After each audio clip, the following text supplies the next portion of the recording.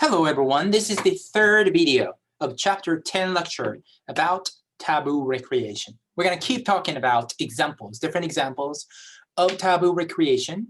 And here we're going to begin with the gambling, which is very, very common. It's also called gaming, right? It's a wagering of money or something of material, monetary value on an event with the uncertain outcomes, right? That's what it is. Some of the gamblings are regulated by laws, like animal fights, and infamous one is like dog fightings, and a lot of us have very emotional reaction to it because we're attached to dogs oftentimes. But also, it's truth that in North America, in the other parts of the world, dog fighting is still common. It's illegal, but it's happening. The statistics tells us that 4 out of 5 people in a Western society gamble at least occasionally. And I've seen actually statistics from Alberta too, 80%, give or take.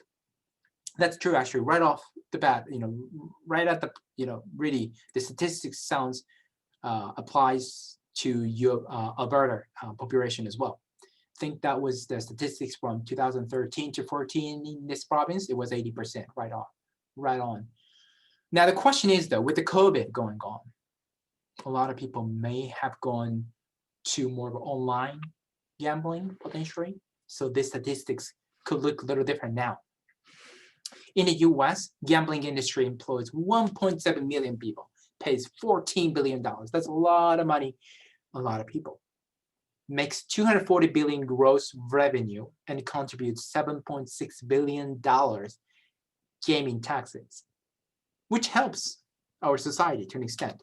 And that's the point, that the gambling and gaming can have positive effects on our community, quality of life, and leisure. Because sometimes they fund programs like youth development program, recreation, summer camp, sports type of program as well. For example, Alberta Gaming and Liquor Commission, it's the association in this province, which kind of is a little tricky because it has a liquor components to it, right? So it's not entirely about gaming, but they claim that they helped communities, raising over $28 billion for their causes. And I know, for example, my friend works at Kinsman Gym, which is basically the gymnastics center, gymnastic club, basically, in the River Valley area in Edmonton, right? And then they actually work with the AGLC to volunteer for some of their gambling and the casino, and raise some money, funding for them, for their kids, basically. So there's that positive impact on our, communities, leisure in a community, right? And also potentially happiness and quality of life in there too. So there's that too. On an individual level, though, the relationship between gambling and happiness isn't so positive. That's how I put it. The chapter talked about this Dixon study. And they studied actually some older people from nursing home, and the activity they used was basically computer-based gambling, different kind of activities.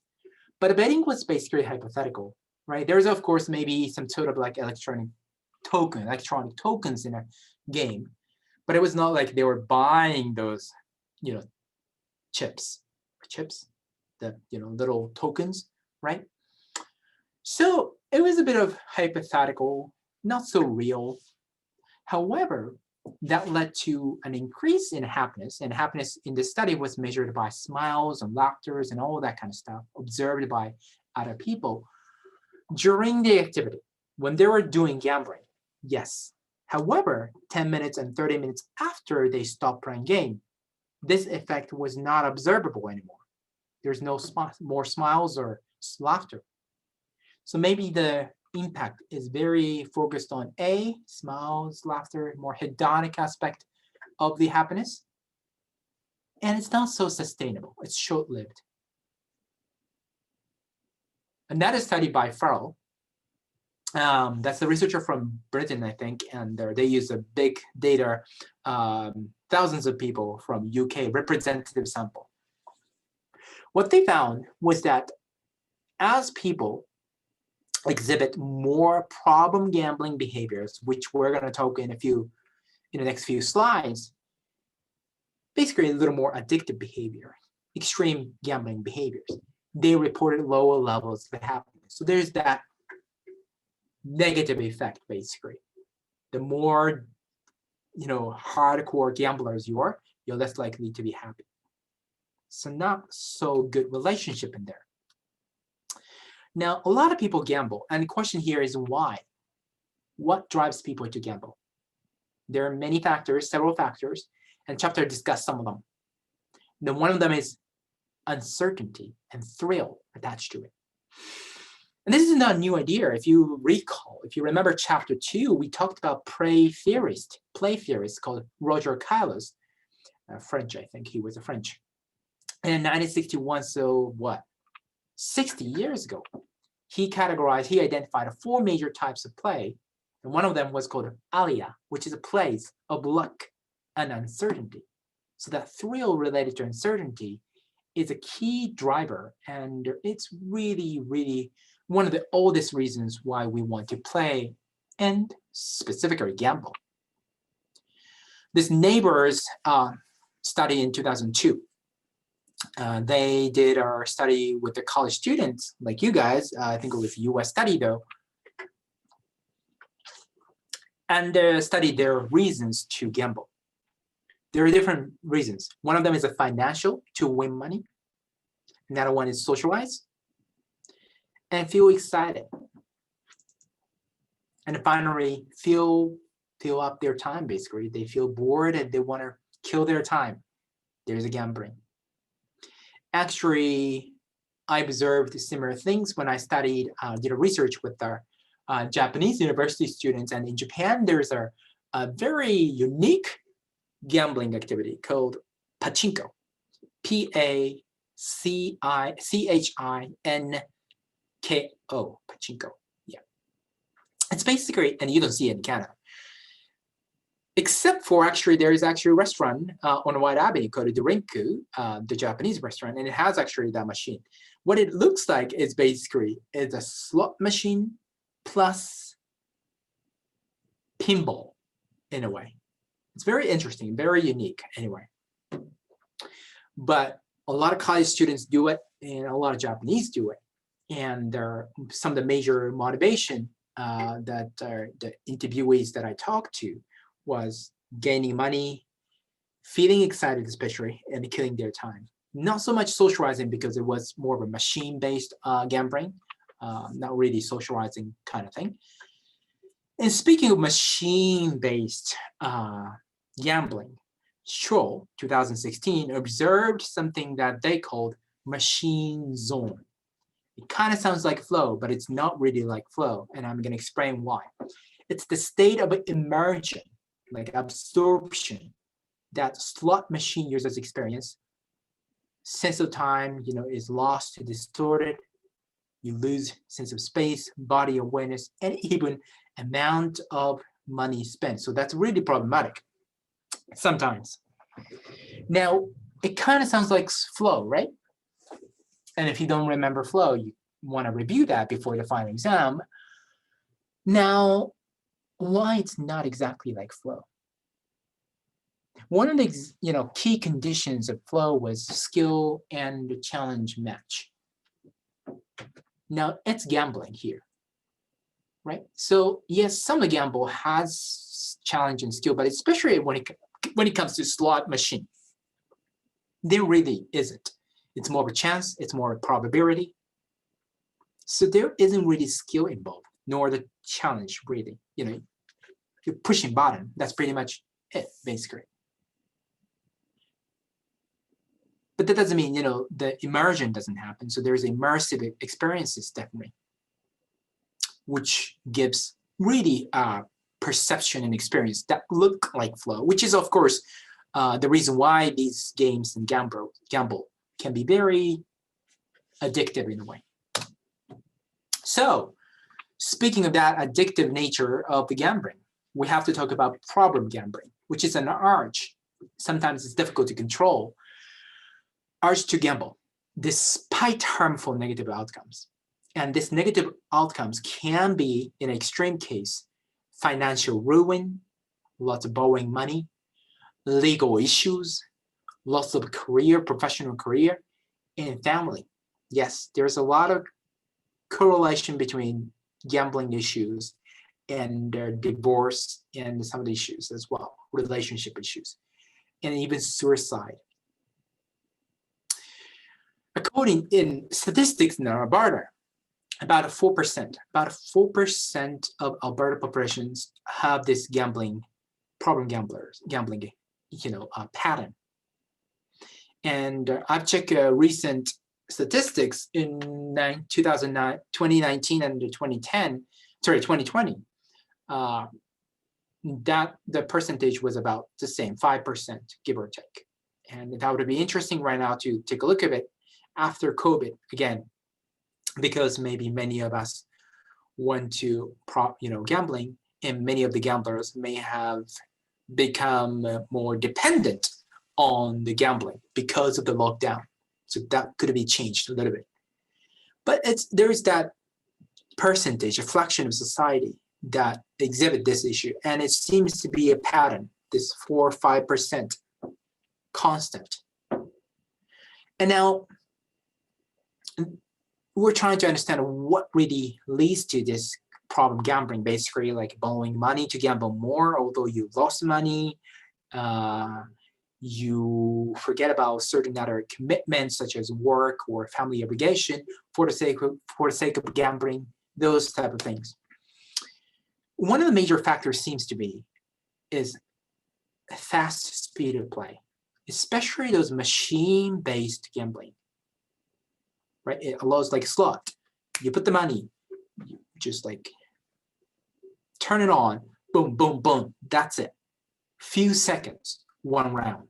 As opposed to something like, for example, blackjack or roulette. It takes minutes of going back and forth. Right? So that fast speed, machine-based gambling could be very, very conducive to problem gambling. So not all of them is so conducive to that. And also statistics suggest that majority of gamblers are fairly responsible. Another category of the taboo recreation is risky health behaviors.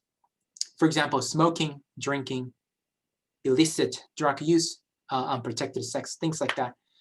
This list in a chapter, some of the top risky behaviors identified by CDC, which is Center for Disease Control and Prevention in the United States, for teenagers are opioid use, tobacco, e-cigarette, vaping, right? Very popular. Driving while texting, bullying, unprotected sex, and physical inactivity.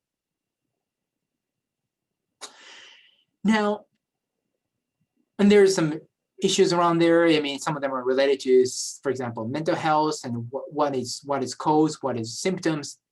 It's difficult. But obviously, these are risk factors. There are some issues related to it.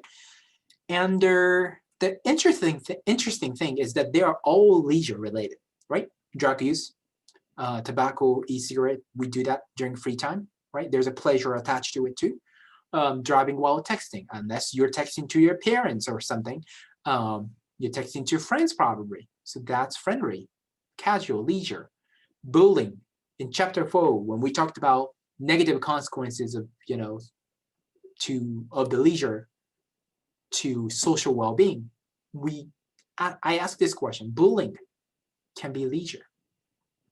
Unprotected sex, right? Again, pleasure-based, and physical inactivity, sedentary activity, which comes often with the screen time. Again, a lot of these issues are related to leisure. That's very interesting point, and considered to be part of deviant leisure, taboo recreation.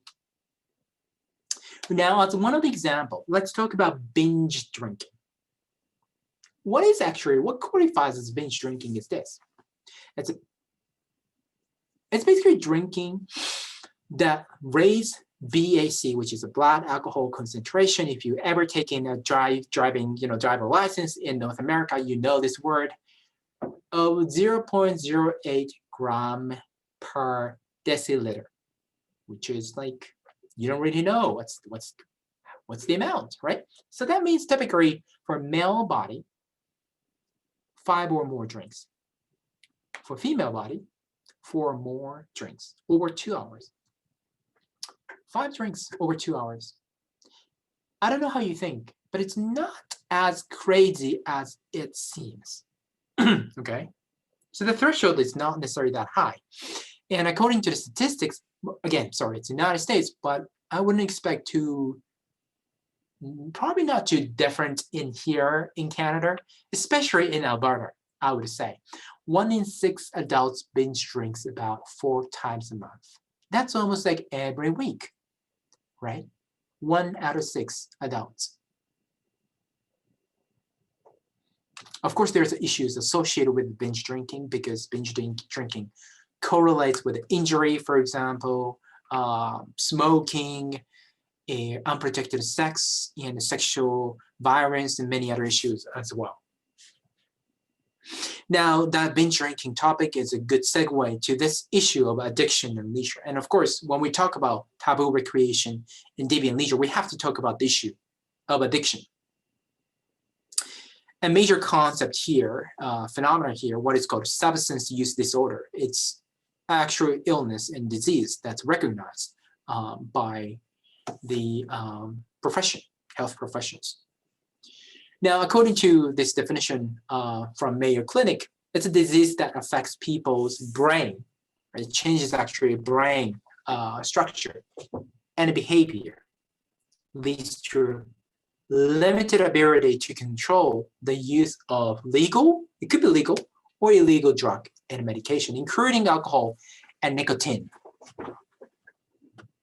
Now, the control part is a key that I want to come back.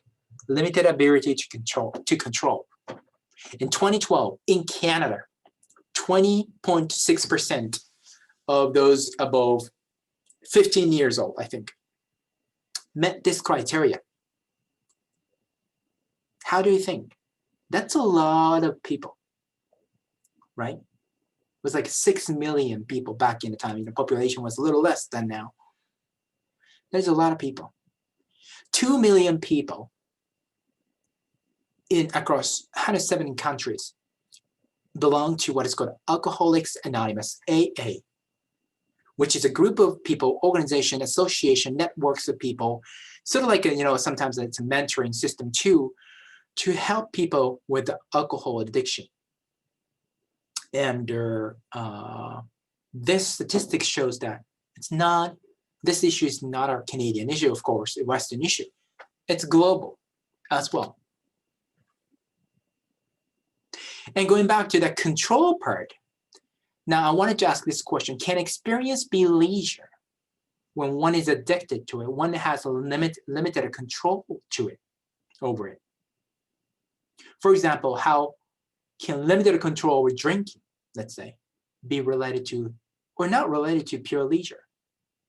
Again, going back to this notion of pure leisure, which is defined by partially perceived freedom to do or not to do. But when you're addicted, this freedom is really in control. The choice is really, really challenged. As you can see in that definition from Mayo Clinic, it's actually challenged at the brain level, the biological level. So I want you to be able to discuss that relationship. I'm not saying that people with addiction cannot achieve pure leisure or don't have a control. That's not true. However, there's a lot of limitation. There's a lot of problem with that too.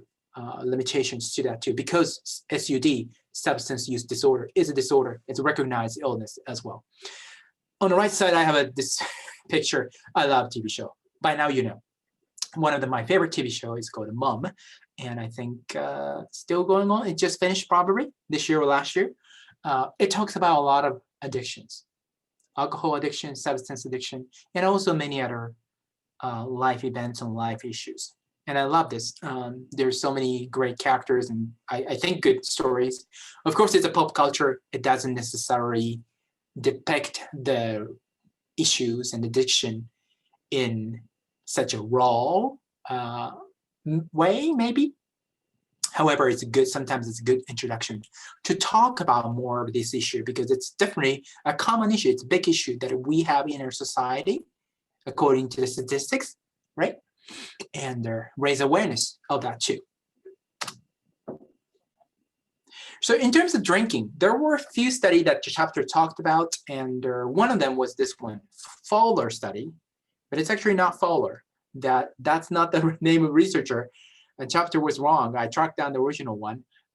It's called Shu and Reed, and they're American researchers. And they found that the US students who binge drunk were happier than non-binge drinking counterparts. So probably if you read that, you get surprised. Like, really? Right? So I wanted to unpack what that meant, by going through their original study. Now, what they found was that, and first of all, this is coming from the, data is coming from a private college in the United States. So it's very unique demographic, mostly Caucasian and mostly coming from very rich background. That's very different from public institutions like U of A, oftentimes, to an extent. Now, what they found was that a lot of students with a quote-unquote higher social status, how they defined, the researcher defined was, coming from wealthy background, or having a white Caucasian background, being male, heterosexual, or Greek affiliated, which means belonging to one of those fraternity, right? Greek house with the dorm, network, brotherhood with their Greek letter on it. Those students, quote unquote, cool students, they binge drunk more. And that created a symbolic relationship, association in students' mind that binge drinking is a cool thing, or it's just a way to have that successful, satisfying college social life. I think it's more so probably in the United States than here. I was surprised in my first year in 2011 when I was doing my master's degree at a university of Illinois, Urbana-Champaign, which is a big university with 50,000 students. There are so many Greek houses. From Wednesday till Saturday, these fraternity houses would have some parties, drinking, playing games. I was very surprised.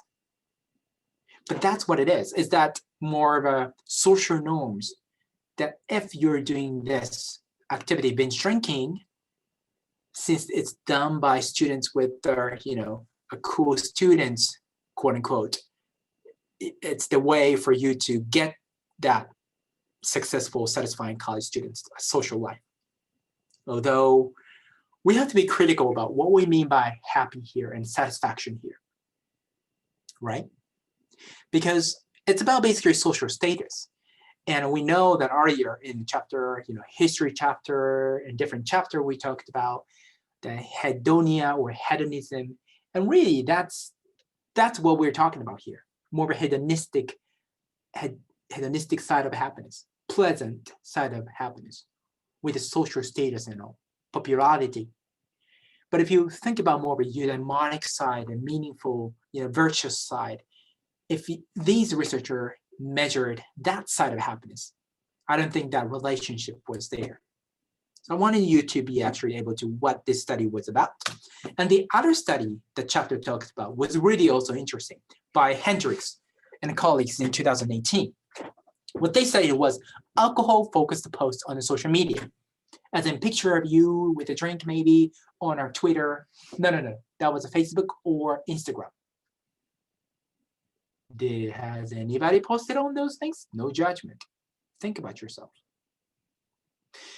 And they analyzed those posts and pictures. And what they found was 97% of alcohol-related posts depicted alcohol in a positive social context. Positive and social are the key here. Like for example, in this picture right bottom, right? You're smiling, well, not quite smiling, but it's fun, having fun with the, with the glass, with the drinks in hand, that type of thing. And those posts and pictures are, posted by friends on your wall rather than you're posting it yourself. And which also led to those more social alcohol-related posts received more likes, right? And the comments on those social media platforms than non-social alcohol-related posts. So really what's important, and a key common theme here between Hendrick's study here and Dixon's study is that, not Dixon, sorry, Shu and Reed's study, is that there's social components is a key when it comes to alcohol, and especially this young adults and college students generation too. So I'm going to stop this video in here, and I will see you in the next video.